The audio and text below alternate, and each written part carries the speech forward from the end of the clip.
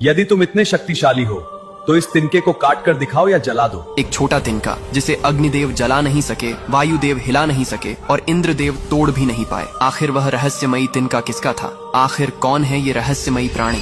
कहानी शुरू होती है समुद्र मंथन के बाद। जब देवताओं को अमृत प्राप्त हुआ तो वे स्वयं को अजेय और सबसे शक्तिशाली समझने लगे। इंद्र, अग्नि, वायु और अन्य देवताओं के मन में धीरे धीरे अहंकार भर गया। वे सोचने लगे कि असुरों पर विजय केवल उनकी शक्ति से हुई है। देवताओं के इस बढ़ते अभिमान को देखकर भगवान शिव ने उन्हें शिक्षा देने का निश्चय किया। उन्होंने एक रहस्यमयी यक्ष का रूप धारण किया और देवताओं के सामने प्रकट हुए। यक्ष ने देवताओं से पूछा, तुम किस बात पर इतना गर्व कर रहे हो? देवताओं ने उत्तर दिया कि वे संसार के सबसे शक्तिशाली हैं और कोई भी काम कर सकते हैं। तब यक्ष मुस्कुराया और उसने जमीन से एक छोटा सा तिनका उठाकर उनके सामने रख दिया। उसने कहा, यदि तुम इतने शक्तिशाली हो तो इस तिनके को काट कर दिखाओ या जला दो। सबसे पहले अग्निदेव आगे आए। उन्होंने कहा कि वे सब कुछ जला सकते हैं। उन्होंने अपनी पूरी अग्नि शक्ति उस तिनके पर लगा दी, लेकिन तिनका जला ही नहीं। फिर वायुदेव आए और बोले कि वे पर्वत तक उड़ा सकते हैं। उन्होंने पूरी शक्ति से उस तिनके को उड़ाने की कोशिश की, पर वह हिला तक नहीं।